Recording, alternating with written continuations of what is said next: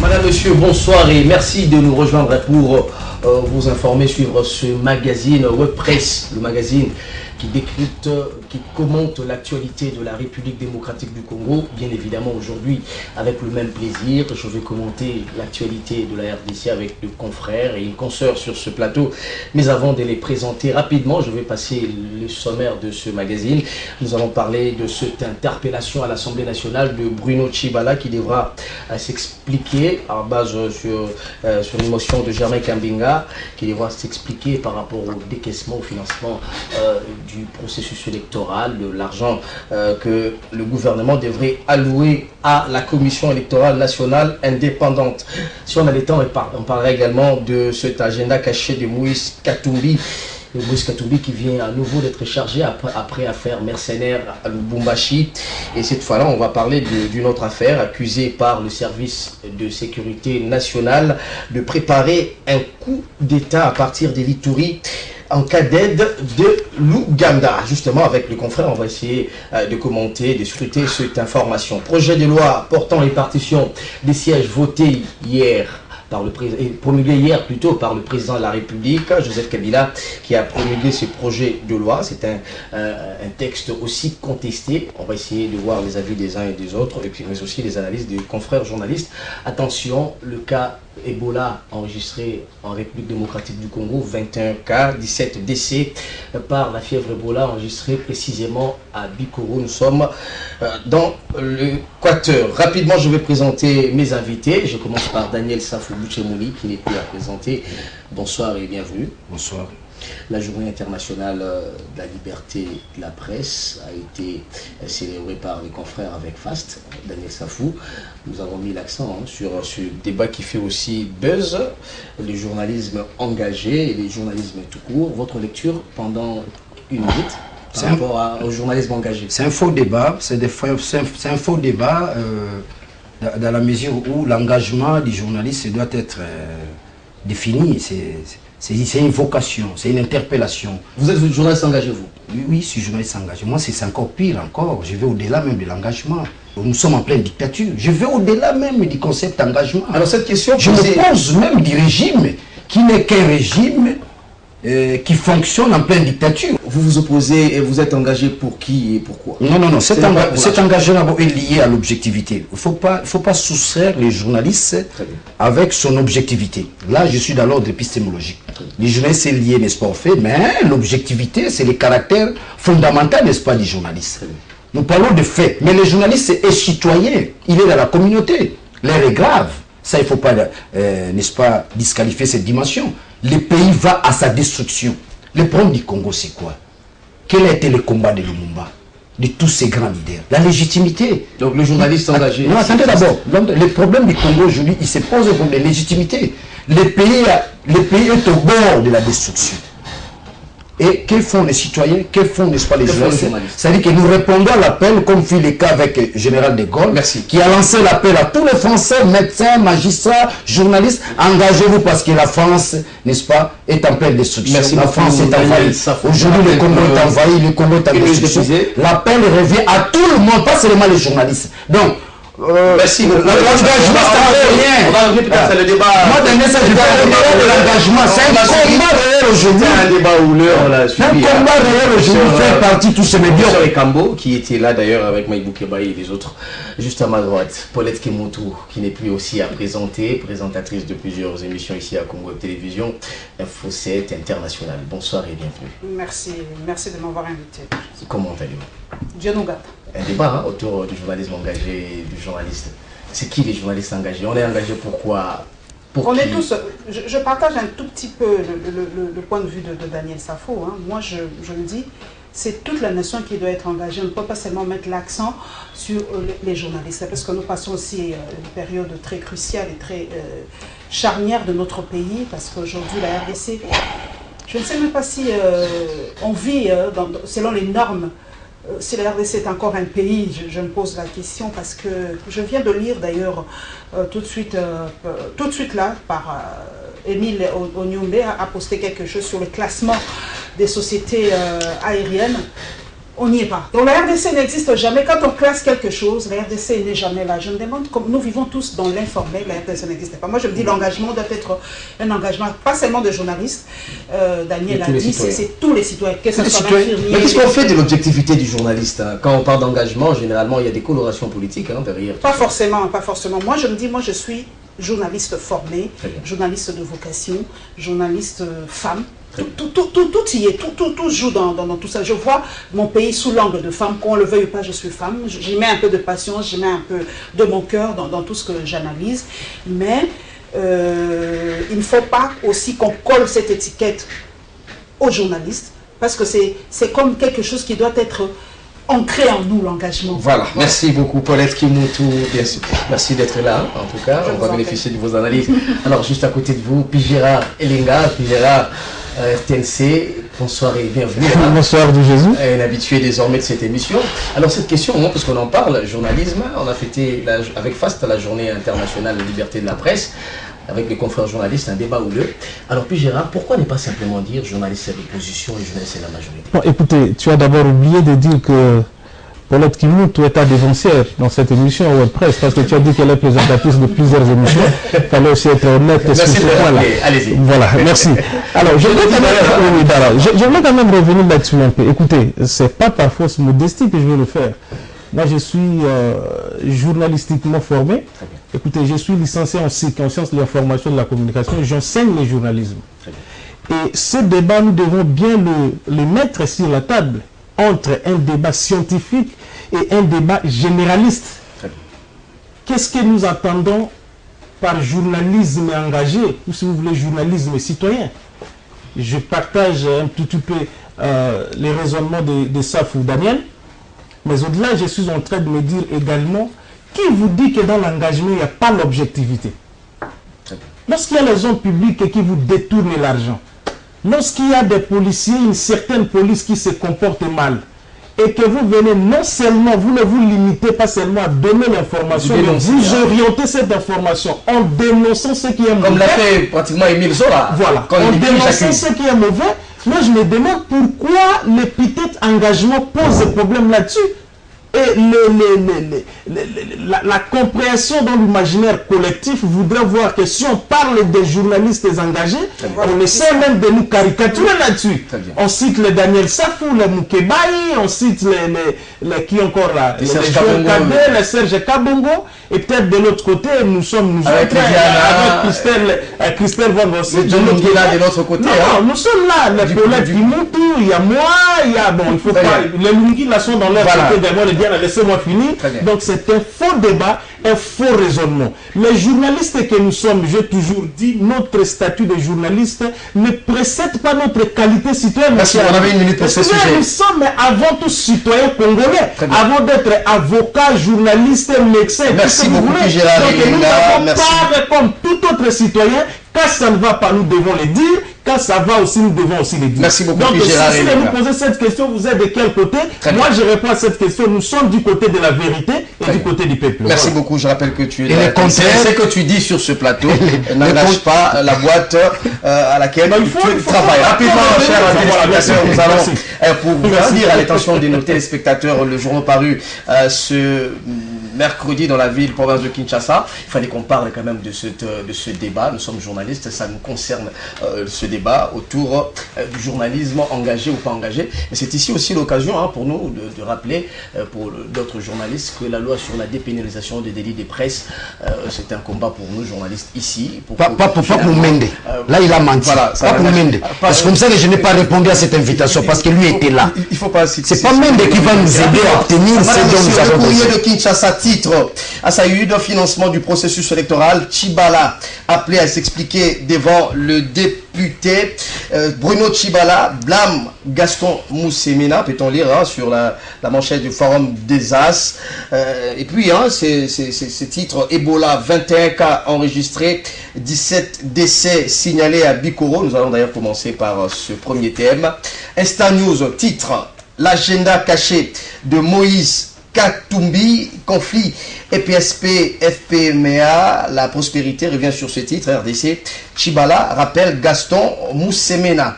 À l'ordre, la tempête de tropique, titre, élection 2018, l'insécurité fait planer le doute. Enfin, le vrai modérateur qui s'intéresse à un peu moins de 8 mois des élections, Antonio Guterres, tape encore du poing sur la table. Nous avons terminé par le tabloïd des Géopolice Hebdo qui titre Audit du fichier électoral, les experts de l'OIF à pied d'œuvre. Nous allons ouvrir le bal par Daniel Safou. Daniel Safou, bonsoir et bienvenue. Bonsoir. Je commence par ce sujet qui fait très mal au cœur.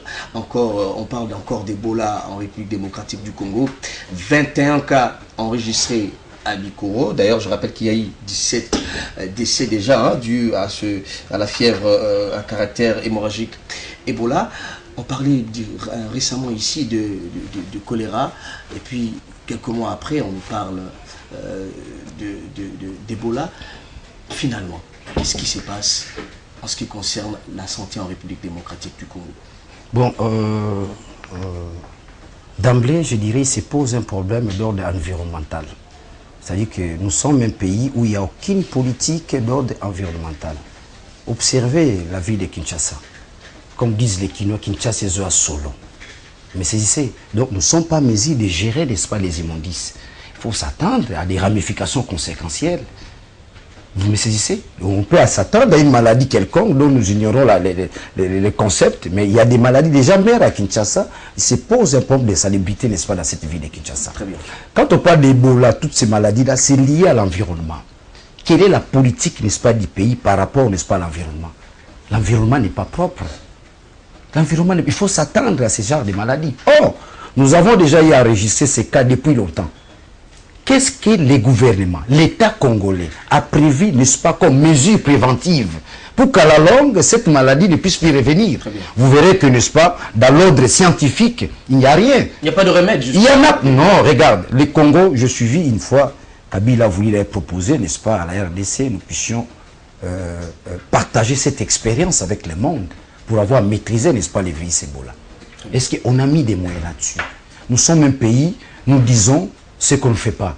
Comme a dit un grand philosophe, quand dire c'est faire, c'est dont on ne sait pas dire clairement, il faut se taire, dire c'est faire. Dites-moi, quel a été le budget alloué, n'est-ce pas, par rapport à ces virus en matière de prévention, n'est-ce pas, sanitaire? Il n'y en a pas. Le mec qui vient de décaisser $1 million. Hein, pour évidemment, c'est ça. Dans leur discours politique, ils vous disent non, nous sommes un pays souverain. Quand ça ne va pas, il faut appel, n'est-ce pas, au monde, à la communauté internationale. C'est pour dire que nous ne sommes pas une république. Nous sommes un pays moribond, foutu, dirigé par, n'est-ce pas, ce qu'on appelle les maniaco-dépressifs. Il y a même un livre là-dessus. Les dirigeants qui nous dirigent, les maniaco-dépressifs, ils sont dans l'imaginaire, ils ne savent pas quoi faire. Alors, la RDC est parmi les premiers pays au monde d'avoir essayé de trouver des méthodes pour encadrer, si pas encadrer, essayer de combattre cette maladie Ebola. Ça a commencé depuis Kikwit. Aujourd'hui, plusieurs années après, d'ailleurs tu l'as redit tantôt, plusieurs années après, qu'est-ce que le gouvernement pourrait faire, vous en tant que journaliste, en tant qu'intellectuel, à ces stades de choses, puisque Ebola est déjà déclaré, qu'est-ce que le gouvernement congolais peut faire pour stopper vite cette maladie qui vient une fois de plus, cette épidémie d'ailleurs qui vient une fois de plus d'être détectée à Bikoro, l'Équateur, c'est juste à côté de Kinshasa. Il ne saura pas, ce n'est pas un gouvernement. Chibala Nzenze, ce n'est pas un gouvernement. Ce que les gouvernements devaient faire, ils devaient poser des actes a priori.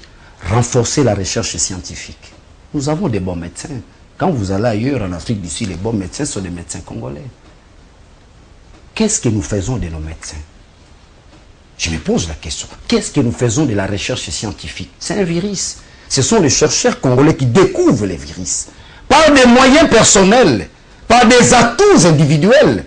Mais qu'est-ce que l'État fait pour nos médecins? Vous vous rappelez, il n'y a pas longtemps, les médecins devaient aller en grève. Vous comprenez? La recherche scientifique n'existe pas dans ces pays. Et quand vous avez un pays où il n'y a pas la recherche scientifique, c'est une valeur, on vous tue une valeur. C'est une valeur par excellence. Et cette valeur n'existe pas. 17 ans au pouvoir, Kabila a déjà, n'est-ce pas, mis les moyens ou financer la recherche scientifique. Quel est le budget alloué à la recherche scientifique? Vous verrez que nous sommes un pays sans cœur. Merci beaucoup. Nous sommes un pays sans boussole. Merci, Daniel. Nous avons des dirigeants qui rêvent. On va revenir à vous. Paulette Kimotou, est-ce que il ne se pose pas aussi un problème d'éducation de la population lorsqu'on dit par exemple il ne faudrait pas manger une bête que vous trouvez déjà morte et que la population continue à manger de telles bêtes? Ça ne pose pas aussi un problème de sensibilisation de la population? Attention, Ebola peut ressurgir après avoir mangé une bête trouvée morte par exemple. La naïveté de la population. Jésus, tout est cyclique dans un pays, tout s'est lié comme le doigt de la main. Le pays ressemble à un corps. Quand la tête ne va pas, ne vous en faites pas, les pieds n'iront pas non plus. Donc dans notre pays, tout est lié. Tout ça est lié à la pauvreté. Tout est lié à la pauvreté. Parce qu'aujourd'hui, la République démocratique du Congo, avec encore cette résurgence de cette maladie, nous sommes encore indexés. Parce que moi, je me rappelle, pour obtenir un visa pour aller en Chine, on devait se faire examiner. Donc nous sommes tout le temps indexés dans le mal par rapport à ce virus. Le pays est encore isolé. Voilà, le virus Ebola, c'est vers l'équateur. Mais quand on dit le Congo, c'est tout le Congo qu'on voit, c'est comme tout le Congo. Bikoro, c'est à l'équateur, vous avez dit, à quelques miles de la ville de Kinshasa. Tout est lié. Il y aura peut-être des gens qui viendront de l'équateur avec Kinshasa et tout ça. Et si ça atteint une mégapole comme Kinshasa, une ville de 10 à 14 millions d'habitants, parce qu'on ne sait jamais, on ne sait même plus très bien combien on est. Vous voyez le dégât, si Ebola arrive à Kinshasa, vous avez vu les images au Libéria, vous avez vu les images en Guinée. Donc c'était vraiment, nous devons tout faire aujourd'hui pour qu'on essaye d'isoler ce territoire et qu'on essaye en tout cas d'étouffer dans l'œuf cette maladie. Je sais que nous sommes assez forts, je crois que c'est même plus de 10 fois. Est-ce que l'OMS ne fait-il pas son travail? Mais l'OMS ne fait que son travail parce que c'est une maladie. Aujourd'hui c'est la mondialisation, aujourd'hui le monde est un petit village. L'OMS ne peut que nous aider parce que si l'Ebola arrive en France, en Belgique, tout ça, mais ça peut arriver parce que... Mais pourquoi en Europe on ne parle pas des cas d'Ebola? C'est question d'environnement, Daniel a dit, c'est question d'environnement. Nous vivons dans quel environnement? Est-ce que nous assainissons notre environnement? Mais les Européens ou les Occidentaux, ils mettent de l'argent. Moi, j'ai été, ne fût-ce qu'à Dakar, j'ai été à Dakar, on nettoie la ville de Dakar à 4 h du matin. À 4 h du matin. Chez nous, on le fait à 11 h. À 4 h déjà du matin. Alors, j'ai cherché, moi, je suis promenée avec mon téléphone. Excusez-moi, Daniel. Je me suis trimballée avec mon téléphone dans la ville de Dakar pour chercher des poubelles. Pour me consoler, moi, me dire, il y aura peut-être des poubelles dans la ville de Dakar. Vous n'avez pas vu. Mais je n'ai pas vu. Donc, c'est toute une politique, tout est lié, toute une politique par rapport. Cette maladie, c'est une maladie des pauvres, des maladies des mains sales, comme le choléra qui a sévi dernièrement vers des quartiers assez pauvres de Kinshasa. Donc cela démontre que vraiment nous sommes abandonnés. La recherche scientifique, c'est comme les ministères le plus pauvres, c'est comme la culture, c'est comme...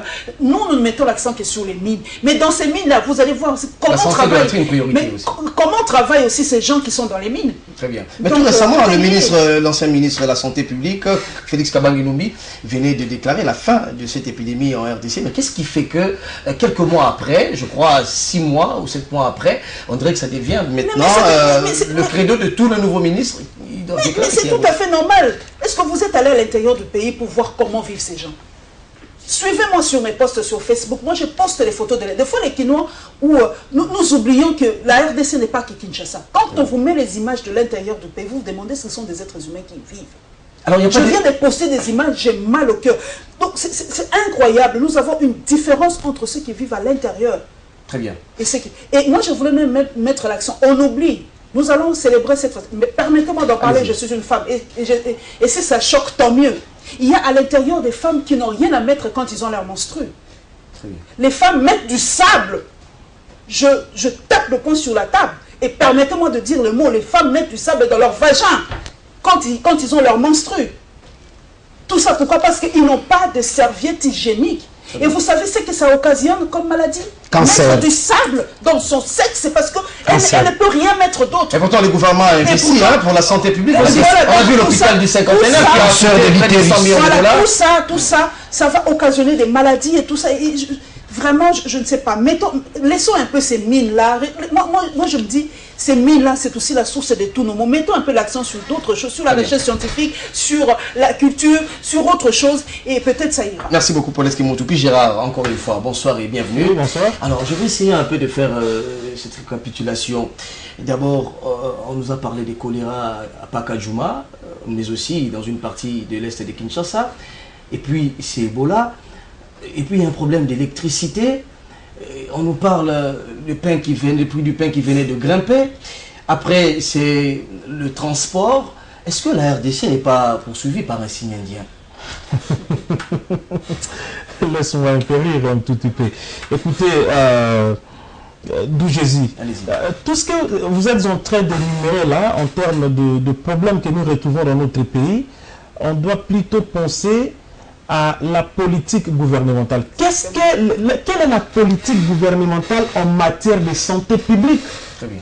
Quand vous avez des premiers ministres qui passent à l'Assemblée nationale, qui jettent l'argent, oui, les cas de Tchibala par exemple, on le voit qu'ici en République démocratique du Congo, vous avez ce belgo-congolais de Sami Badibanga. Lui, il est passé à l'Assemblée pour dire... Pas d'affirmation gratuite. Non, c'est un Belge, non, c'est pas gratuit. Allez-y. C'est un Belge, mon cher. Quand vous dites que Katumba est italien, ça ne pose pas de problème. Allez-y. Et quand vous dites que Sami Badibanga... Et chaque fin du mois, il reçoit 10 000 $. Allez-y. Il passe, il vous dit dans son programme, écoutez, les filles qui vont être engrossées, tout ça, ainsi de suite, ce sera la maternité gratuite. Donc c'est ça la politique gouvernementale en matière de santé publique. Et les questions de maladies telles que Ebola, avec toutes ces autres maladies terrorales. Il n'y a aucune politique qui prévoit. Non, il n'y en a pas. Les gens sont... Toutes les têtes sont tournées vers les élections, vers l'application intégrale de l'accord de la Saint-Sylvestre, vers le prophète de Kabila, vers Tshisekedi meeting, et on ne voit plus ceux-là qui vont vous élire demain, si réellement il y aura encore élection le 23 décembre. Donc nous sommes en train de nous poser le problème, nous posons la question de savoir, avons-nous des dirigeants qui sont réellement congolais? Même si on peut taxer des autres, des étrangers de double nationalité. Nous avons des gens qui aiment le Congo, qui aiment les richesses du Congo, mais qui n'aiment pas le peuple congolais. Alors, il y a une information, l'INRB, s'il te plaît, c'est une information très capitale. L'INRB, juste à côté de notre bâtiment ici, comme la télévision, qui venait de détecter quelques cas de choléra. Alors, ce n'est pas encore officiel, mais il y a crainte dans le jour qui vient de voir cette maladie, cette épidémie à Kinshasa. Oui, justement, parce que lorsque vous parlez de Bikoro, Bikoro, c'est un territoire qui n'est pas assez éloigné de la ville de Kinshasa. Vous vous rappelez, je me pose la question même en termes de leaders, des gens qui peuvent prendre les devants quand ça ne va pas dans leur territoire. Les professeurs de Ngongo, qu'est-ce qu'ils peuvent faire par rapport à une telle question?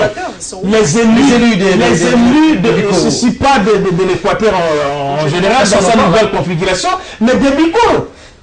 Vous avez le professeur Bongo qui est là. Qu'est-ce qu'il peut faire en termes de recherche et de solutions? C'est un membre du gouvernement. Très bien. Alors, nous avons notre gouvernement qui n'investit que sur parfois des choses qui sont vraiment inutiles. Alors, cette question... Qui ne produit, excusez-moi de terminer mon raisonnement, qui ne produisent presque rien en termes de ce que nous devons sentir dans la vie de la population. La recherche scientifique que nous parlons avec Eva Mwakasa. Je me demande qu'est-ce qu'il fout dans ce ministère, cet opposant honoraire. Il fout quoi dans ce ministère? Alors, rapidement. On ne capitalise pas ce qui est essentiel pour notre pays. Le professeur Mouyembe, le docteur Mouyembe, n'est pas encore mort, mon Dieu. Il est vivant. Qu'est-ce qu'on a fait ou qu'est-ce qu'on fait de son expertise, de son expérience par rapport à cette épidémie? La Sierra Leone s'est servi de notre expertise. Sauf le disait ici, parmi les meilleurs médecins du monde, ne parlons pas que c'est de l'Afrique seulement. Vous avez débordé d'une minute, je n'ai pas débordé d'une minute, j'étais figé dans le monde, je pense que le temps doit être équitablement réparti. Donc je me dis, on en fait quoi avec cette expertise-là? On peut créer une école spécialisée, une école préventive par rapport à ce genre de cas, parce que ça va toujours revenir au regard de notre configuration environnementale, avec tout ce qu'il y a comme pollution, notre forêt, notre eau et consort, mais on peut créer une école spécialisée, par exemple, à l'Ebola. Alors, écoutez ma question. Qui peuvent venir quand il y a ce genre de situation. La société civile, alors c'est ici, nous sommes journalistes, on fait notre travail, mais il y a une responsabilité que la société civile, qui devra aussi s'impliquer par rapport à ce qui se passe au pays. la société civile congolaise, on le remarque, est muette plutôt, s'agissant des questions qui concernent le social. Notamment, s'il vous plaît, la société civile, le jeune Astoumbela, quand il s'agit des questions électorales, on voit des déclarations de gauche à droite, mais quand on constate que le prix du pain a grimpé, lorsqu'on constate que le prix du carburant, lorsqu'on constate qu'il y a Ebola, l'alerte aussi, ce n'est pas aussi le problème de la société civile. Vous évoquez la question de la société civile, parlons-en. Est-ce que nous avons une société civile dans ces pays en République démocratique du Congo? Nous avons une société civile soit qui est teintée à la couleur de la majorité, soit une société civile teintée à la couleur de l'opposition. C'est très dangereux pour un pays. Non, mais c'est très dangereux. Vous me parlez de Jonas Tchombela et toutes ces autres organisations de la société civile. Il n'existe pas au sens approprié du terme une société civile en République démocratique du Congo. Excusez-moi, madame qui est là où aujourd'hui, elle est ministre, depuis qu'elle est devenue ministre, elle s'est tue. Elle ne parle pas. Si Tchombela là devenant aussi ministre, il se tairait aussi de la même façon. Donc moi je crois qu'aujourd'hui, le débat politicien à la limite ne passe plus. Faites un petit sondage ici au niveau de la population. Il n'y a que les journalistes. Je ne veux pas faire la fausse modestie. Qui sommes restés nous, le seul canal que la population au moins essaie de tendre son oreille pour écouter ce que nous parlons. Mais tous ces criminels politiques que nous avons, ils ne voient non, pas les termes non, ce sont des criminels politiques. Et je pèse bien mes mots, je ne les retire pas. Ce sont des criminels. J'ajouterai même des barbares. Ils n'ont rien à voir avec la population. J'ajouterai même des barbares. Des candidats. Daniel, soit discipliné. Je crois que la question électorale ne transcende pas la vie au quotidien. Alors, vous gardez la parole. Je pas. Je vais garder la parole, autant de temps je vais accorder à Daniel Safou. En tout cas, soyez calme, vous aurez le même temps de parole que Pi Gérard et Paulette Kimoutou. On va rapidement faire le deuxième virage de l'émission rapidement, parce qu'on court derrière les temps. On va parler un peu de ce scandale. C'est un scandale, je le dis ainsi, parce que on nous parle d'un coup, un coup d'État. Moïse Katumbi, rapidement, je vais lire à l'intention de nos téléspectateurs Instant News, qui écrit l'agenda caché de Moïse Katumbi. Les masques sont tombés ce mardi 8 mai 2018, ce qui se constatait à basse voix dans le salon UP de Kinshasa vient de sortir au grand jour. Un plan machiavélique et ourdi contre la RDC en dehors des frontières nationales en complicité avec certains fils égarés, à en croire la police nationale congolaise qui a fait des révélations troublantes sur les connexions à l'interne tout comme à l'externe quand il entraînerait un réseau de malfrats déterminés à mettre à feu et à sang la République démocratique du Congo. Alors voilà ma question, Pi Gérard, c'est une révélation. Hein. Hier, la police nationale congolaise a fait une très grande révélation. Moïse Katumbi vient à nouveau d'être chargé après l'affaire mercenaire à Lubumbashi. Cette fois-ci, c'est dans l'Ituri. Moïse Katumbi est cloué. Hein. Le président d'Ensemble est accusé de préparer un coup d'État en Ituri. Il a d'ailleurs contacté un monsieur présenté hier par la police nationale congolaise. Est-ce que cela ne confirme pas, c'est que les déclarations que venait de faire récemment son porte-parole, nous allons employer les grands moyens. Est-ce que ce ne sont pas ces grands moyens que Moïse Katumbi vient de déclencher? Non, écoutez, ça commence à en faire quand même un peu trop par rapport à cette question de Moïse Katumbi, mais je vais ouvrir rapidement une parenthèse pour dire que... Je laisse la parole, mais j'aimerais vraiment, c'est à l'intention de tout le monde, qu'on dépassionne les débats, qu'on reste journaliste et objectif pour aider l'opinion aussi. Non, ne vous en faites pas, nous ne sommes pas journalistes, on ne va pas faire autre chose que ça. Donc on va rester journaliste. Mais j'étais en train de dire que j'ai toujours du mal à suivre le commissaire supérieur qui nous appelait Bizimmo colonel, Mwaramputu, de la police. Quand tu lui parles, et quand Mende parle, je n'arrive plus à le démarquer. Alors que Mende est dans une communication institutionnelle, une communication profondément politique, de la police, c'est normal, gouvernementale, mais l'autre doit faire ce que nous appelons, il doit faire une communication informationnelle, passez-moi cela. C'est-à-dire, lorsqu'il communique, il est en train de donner une information. Mais vous voyez, pour des questions qui sont souvent liées aux opposants et aux politiciens, la manière de communiquer de Pero Mwaramputu laisse toujours à réfléchir par rapport à cette question de Moïse Katumbi. Alors, je me dis, je ne sais pas trop, Moïse, je l'ai dit ici, moi, je me dis que politiquement, Moïse Katumbi est attaquable parce que je n'ai jamais voulu, je l'avais dit sur ce plateau, que je n'ai jamais voulu aborder cette question de la double nationalité de Moïse. Mais là, maintenant, je me pose la question et je suis en train d'imaginer, de voir les gens qui entourent Moïse Katumbi ne sont pas en train de lui rendre service comme il faut. Je l'avais dit ici que nombreux dans l'AR comme dans G7, ce sont des opportunistes. qui ne font que suivre Moïse par rapport à son argent, par rapport à son humanisme. Mais il n'y a rien de conviction en termes de mérite. Il y a des politiciens plus aguerris dans ceux qui soutiennent Moïse Katumbi que Moïse Katumbi lui-même. Quelqu'un comme Moïse sur le plan politique, vous allez le comparer avec quelqu'un comme Kungo Koumanza, il sortirait comme un bébé politique. Alors, mais maintenant, le problème, c'est quoi? Écoutez, les paroles ici, la parole a une force. Non seulement les paroles, Moïse Katumbi s'était rendu au Rwanda. Est-ce qu'il n'y a pas une corrélation avec tout ça? Reçu à la limite comme un chef d'État. Et lorsqu'on suit de près les déclarations de Museveni vis-à-vis de la RDC. Oui, les déclarations par exemple de Museveni, là vous avez raison. On dit, vous prenez l'Ouganda veut servir de base arrière pour accompagner Moïse Katumbi dans cette rébellion. Vous prenez les paroles de quelqu'un comme Olivier Kamitatou, un ancien rebelle aussi, un bon stratège par rapport aux questions de rébellion. Il a été le numéro 2 du ML, c'est comme le mouvement rebelle. Il est aujourd'hui, à la limite, le directeur de cabinet, l'homme de confiance de Moïse Katumbi. Je ne sais pas si c'est lui qui les conseillerait à aller ou emprunter ce chemin-là. Quand vous dites, par exemple, vous communiquez, vous dites que non, cette fois-ci, nous allons mettre des gros moyens.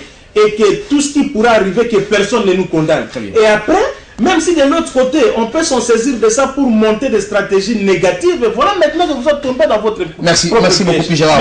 Pour la question de Moïse, ça commence à faire un peu trop. Je crois que il faudrait repenser un tout petit peu cette façon de faire parce que ça ne fait pas trop bien. Moïse Katumbi n'est pas Ben Laden congolais. Moïse Katumbi n'est pas... je ne sais pas quoi, il n'est que Moïse Katumbi. Voilà. Daniel Safou, je vous donne la parole. Vous avez le même temps d'antenne. Moïse Katumbi, affaire mercenaire. Moïse Katumbi, affaire Stupis.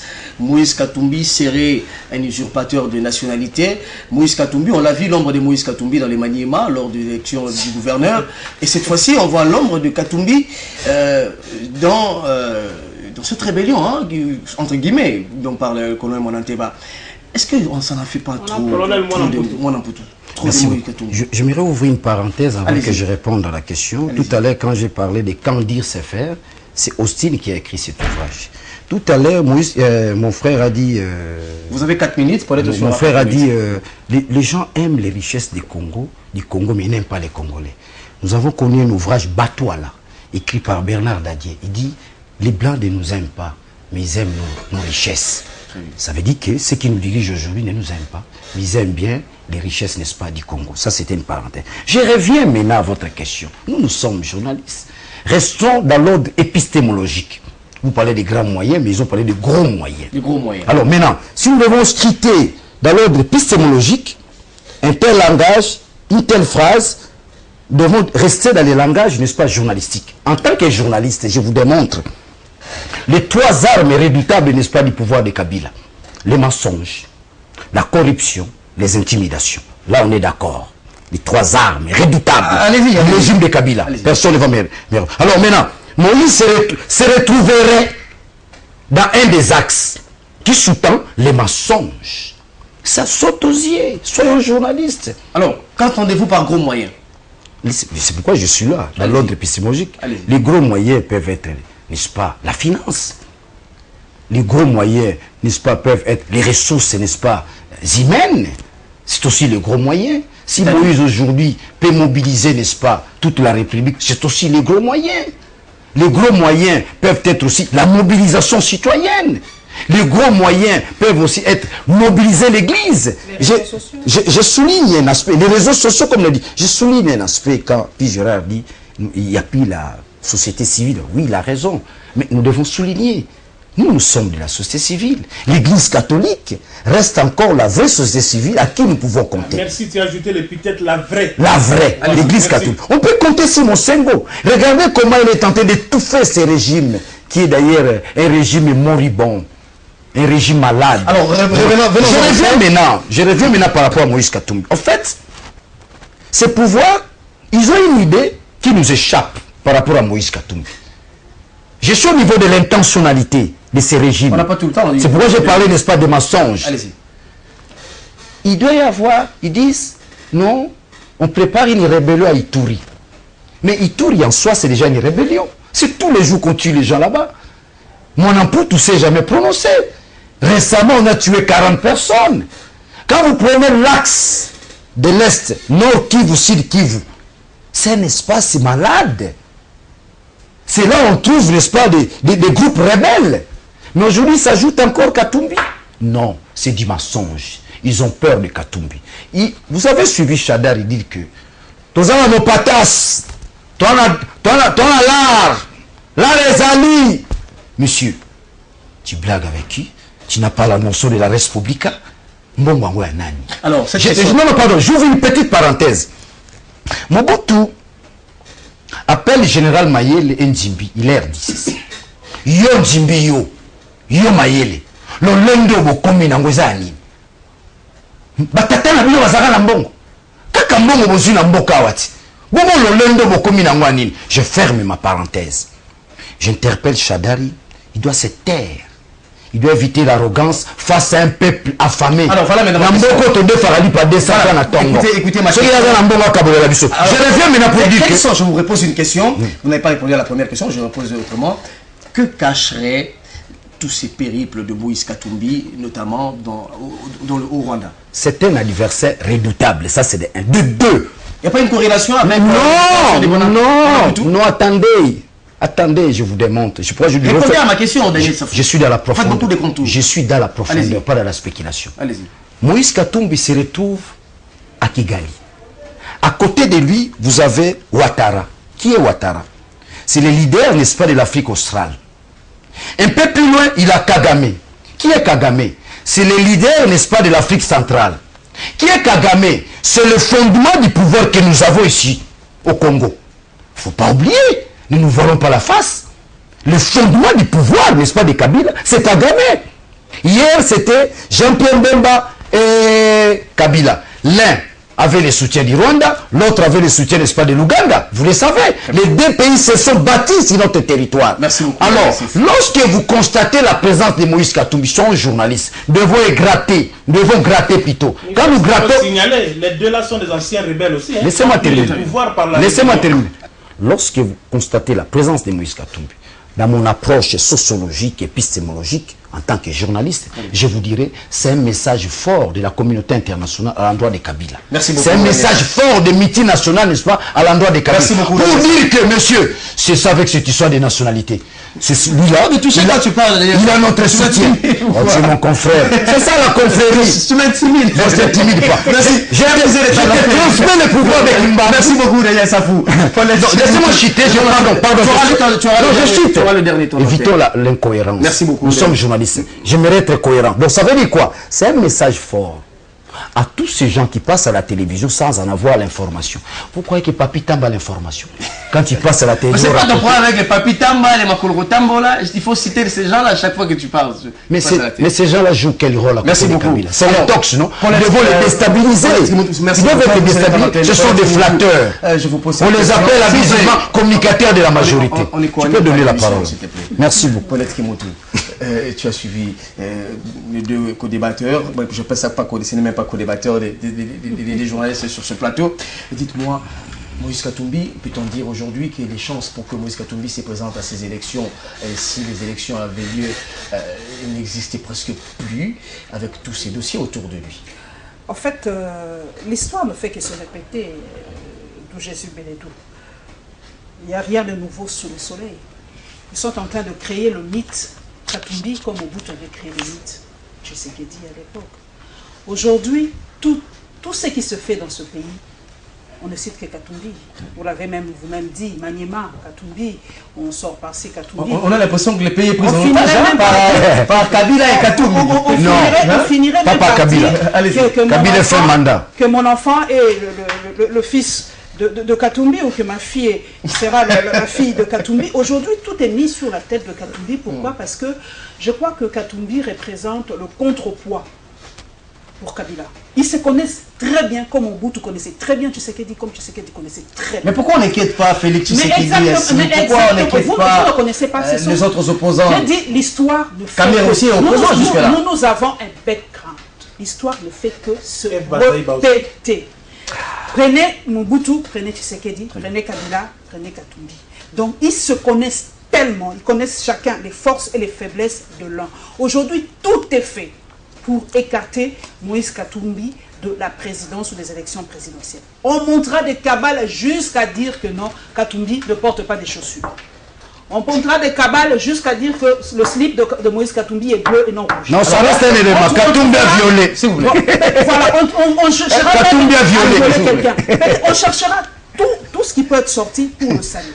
Et Moïse Katumbi, je crois que même son entourage ne l'aide peut-être pas trop bien aussi par rapport à ça. Aujourd'hui, c'est vrai, le Rwanda, c'est notre pays voisin. Mais nous avons un passif tellement lourd avec le Rwanda. Moi, je le dis personnellement. Moïse Katumbi, on le voit aux côtés de Kagame. Laissez-moi parler. moi, Paulette Kimuntu, je n'ai pas un problème. Moi, je le dis toujours, je n'ai pas un problème avec un Rwandais lambda. Très bien.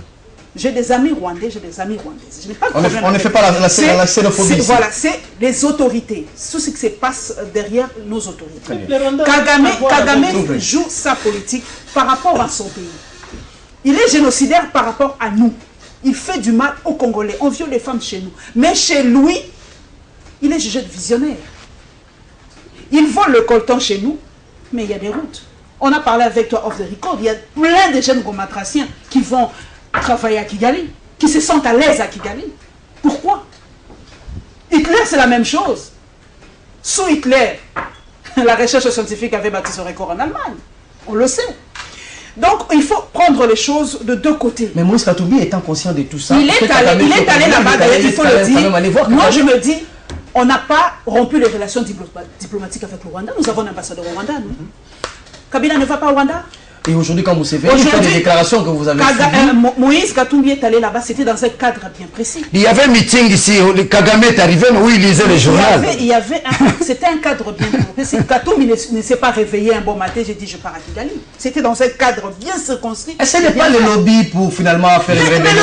Mais le monde évolue avec ça. C'est ça la vous empêche, vous, moi je le dis toujours, arrêtons de pleurnicher. Entre les États, il n'y a pas de sentiment, il n'y a pas de pays, amis et frères. Ce sont des slogans.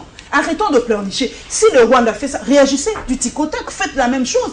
Allez utiliser ces mêmes lobbies pour gagner votre bataille. Vous croyez que le Rwanda va vous caresser dans le sens du poil par rapport à leurs propres intérêts? Mais aujourd'hui, c'est Kagame qui représente, qui est l'œil et l'oreille des Occidentaux dans l'Afrique centrale. À un moment, c'était Mobutu. Mobutu jouait ce rôle-là. Mobutu démettait...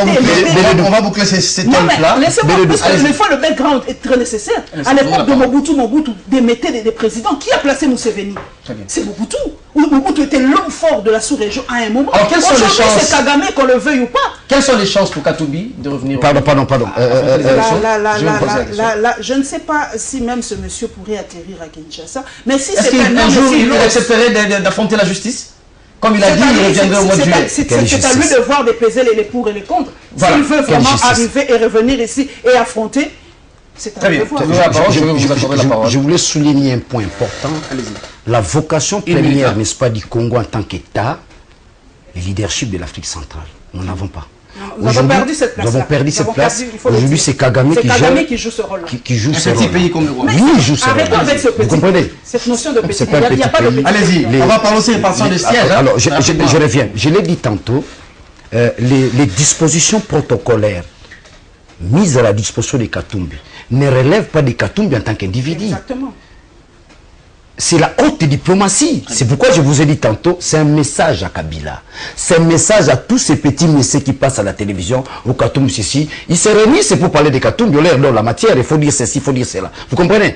Donc, ça veut dire que la communauté internationale lance un message à l'endroit de Kabila. Les multinationales lancent un message à Kabila. La région, la sous-région, la sous-région qui est déstabilisée d'ailleurs par rapport à la déstabilisation, n'est-ce pas, du Congo, qui déstabilise, permettez-moi la tautologie. La sous-région, c'est un message pour monsieur, ce monsieur-là, nous comptons sur lui, il faut faire attention. Regarde là où on les place. Donc, si le plan protocolaire, il n'y a pas match, Katumbi a gagné au niveau de la diplomatie. Mais nous nous disons, regardez-moi, parce qu'il s'agit, n'est-ce pas, de la diplomatie internationale. Moi, je pense à la question de savoir si Katumbi va revenir. Katumbi va revenir. Merci beaucoup. Merci beaucoup. Et les Congolais iront accueillir la justice. Il va revenir. Merci beaucoup. Quelle justice? Quelle justice? Je vous dis une justice qui vous amène la loi enfin sur la nationalité. Vous avez poussé les Enfin, ils amènent la loi sur la nationalité. Je te donne la parole. On a beaucoup à dire, mon cher, excusez-moi. Les chefs de l'État venaient de révoquer 200 magistrats, c'est quand même énorme. On a fait le toilettage par rapport à la justice. Là, c'est encore une tricherie. Madame, monsieur, on va... Il y a un procès supérieur, n'est-ce pas? De cette émission, ce magazine Webpress, nous allons accorder la parole à Pierre Renga. Projet de loi électorale promulgué hier par le président de la République. On va essayer de voir si on a le temps de parler aussi du Palou. Le Palou où Gizenga se retrouve en Belgique. Il a limogé Paul Kimassa, son secrétaire permanent, Wolf Kimassa. Et puis, réponse du berger à la bergère, le secrétaire permanent qui riposte pour dire non, le patriarche n'a pas ses capacités mentales en place et pas de surcroît, il rejette cette décision. On commence par le projet de loi portant répartition des sièges promulgués. Puis Gérard, mais si je ne place pas un mot, non, dans votre temps d'antenne, vous allez gérer parce que c'est pas... Moi aussi, je gère mon temps. Je vous pose cette question et prenez la question quand même. Prenez la question. Quand vous m'interrompez, là, on passe les temps. Je vous pose cette question. Le projet de loi, le chef de l'État a promulgué hier le projet de loi portant répartition des sièges. Il faut noter que Kinshasa rafle pratiquement 55, mais c'est un projet contesté puisque aucun quota réservé à la diaspora. Non, mais écoutez, c'est ça que j'ai dit. Vous avez le rôle de poser des questions, mais moi je suis souverain dans la gestion de mon temps que vous me donnez. Vous avez 1 minute 30, 1 minute 30. Je suis en train de dire ceci. Kimout l'avait rappelé tantôt. Nous n'avons pas un problème avec les peuples rwandais. Les peuples rwandais, c'est un peuple frère, si vous voulez. Mais nous avons un problème avec les Kagame et tous ces autres criminels qui nous font du mal. C'est ça le terme criminel. Oui, il n'y a pas un autre terme que celui-là. Prends ton dictionnaire, tu verras l'essence de cette élection de l'utiliser. Et donc je disais que Moïse Katumbi me semble qu'il a de l'ancrage au niveau de la population, mais son entourage doit faire très attention. Déjà, les Kagame là sont mal perçus. Je vais vous rappeler l'histoire de 2011 quand on a appris la pseudo-mort de Kagame. Vous avez vu comment est-ce que les Congolais festoyaient de la mort de Kagame ici. Et c'est Moïse. Kagame était si triomphant et les Congolais ont fait quoi? Je suis en train de parler. Qui c'est on a chanté? Je suis en train de parler. Donnez la parole. Allez-y. Mais il était ici. Je te rappelle, c'est le risque a été sanctionné. Merci beaucoup. J'étais en train de dire que camarade de votre régime, de ces déplacements. Camarade de votre régime. La promulgation de la loi par rapport à la répartition des sièges. On va aller aux élections sans la diaspora. Non, écoutez, ne vous fiez pas trop à toutes ces gesticulations électorales. Moi, je crois aux élections le 23 décembre. Si nous arrivons le 23 décembre et que je prends mes deux pieds, je vais dans un bureau de vote et que je vote, c'est là que je dirais qu'il y a réellement élection. Donc ça n'engage que moi. Donc je suis en train de dire que déjà au niveau de l'enrôlement, on n'a jamais compris cette façon de faire les choses par rapport à l'enrôlement. Toujours la partie orientale du pays. Quand je parle de la partie orientale, vous prenez les Dekivu, l'ex-Katanga, les Maniema, il y a toujours un surplus, il y a toujours le nombre d'enrôlés qui dépasse les restes de la République démocratique du Congo. Et c'est là où il y a plus de souffrance, c'est là où il y a plus de guerre, c'est là où il y a... Si vous sondez maintenant, vous verrez que cette partie orientale qui avait massivement élu le président de la République dans le... Pas 30 secondes, dans le détour, dans les deux élections, mais c'est elle qui souffre encore d'avant. Alors qu'est-ce qui se passe? Pourquoi cela? Pourquoi cela? C'est ça toute la question que nous devons nous poser. Et donc, par rapport à ça, il y a à boire et à manger et la diaspora. Moi, je me pose la question aujourd'hui. Qu'est-ce qui se passe par rapport à cette question de l'enrôlement des Congolais de la diaspora? Je crois qu'en 2006, nous sommes allés aux élections sans la diaspora, en 2011 également. Si ceci peut être un motif pour retarder les élections que nous appelons de tous nos voeux, moi je crois qu'on peut laisser cette diaspora. Parce qu'on sait aussi sur le plan de la... Ça représente un nombre important d'électeurs. Ça représente un nombre important, on parle à peu près de 7 millions. Mais écoutez, la majorité a compris que la diaspora est hostile par rapport au pouvoir. La diaspora là ne votera pas les candidats du pouvoir ou les candidats pour la présidentielle. Donc il est tout à fait normal qu'on laisse. Et le raisonnement, le Kondo a été très bon. La question du Palou, je ne sais pas si on l'aborde. On l'aborde prochainement, on n'a plus le temps. Mais j'ai dit à Wolf Selvo de s'opposer à cette décision, qu'il n'accepte pas. Mais rien ne va au Palou, où est Mouzito? Oui, Mouzito doit créer également aussi son parti. Parce que c'est ce qui se passe là avec la nièce de Gizenga. On parlera prochainement. Et Gizenga ne doit pas être enterré le jour voilà, 1 minute 30 aussi, 1 minute 30 à Paulette. Vous savez, peut-être les téléspectateurs ne le savent pas. Très bien. Puis Gérard, c'est mon frère. nous avons eu à partager la même rédaction. Nous avons passé Ah oui, Pi Gérard, dans une même rédaction. Pi Gérard, c'est un frère. C'est pas parce que nous franchissime la vie ensemble que je dois être d'accord avec ce qu'il dit. Là, je ne suis pas d'accord. Allez-y. Je vous fais voir une dimension. Je vous fais voir une dimension. Une dimension qui échappe tous les Congolais. La République fonctionne avec les lois. La République ne fonctionne pas avec les humeurs et les émotions. Maintenant, nous sommes au niveau des émotions. L'enrôlement, n'est-ce pas, de la diaspora fait partie d'une loi. Et la loi s'applique dans sa totalité. C'est ici on a pris l'habitude, n'est-ce pas, de tailler les lois par rapport à Kabila. Tout le monde a des tours. Surtout qu'on a des tours. Ah, par voter, tout la tour moko. Ça sont des lois purement subjectives par rapport à un individu qui est immortel, qui n'est pas immortel. L'enrôlement de la diaspora est arrivé. Non, s'il n'y a pas l'enrôlement de la diaspora, d'abord, attendez, je lance un appel à la diaspora. Ils doivent apprendre à réclamer leurs droits fondamentaux. Ils doivent se soulever. Et nous ici, sur le plan interne, nous devons soutenir nos frères de la diaspora. Pourquoi? Aujourd'hui, c'est une loi. Les chefs de l'État viennent de promulguer. Il ne faut pas seulement promulguer pour promulguer. Dis-moi où. J'ai promulgué d'ailleurs, attendez-moi, dis-moi où. Il y a un axe juridique qui n'est pas mis en applicabilité. Cette loi-là tombe. J'insiste, on doit enrôler. Parce que ça fait partie de la loi. Aussi accepter. Et je vous donne l'information. Je vous donne l'information. Je vous donne l'information. Je vous donne l'information en tant que journaliste d'investigation. Lorsqu'on invite Nanga, ça devait être un débat national.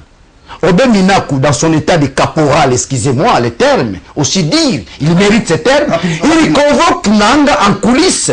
Il met Nanga en face des présidents, n'est-ce pas, des groupes parlementaires. Merci beaucoup. Au lieu d'en faire un débat national, qu'est-ce que Nanga répond dans cette réunion? On a terminé par là. Peuple, mais techniquement, c'est impossible d'enrôler les gens. Ça, c'est juste assez gênant. Tu as pris c'est un menteur.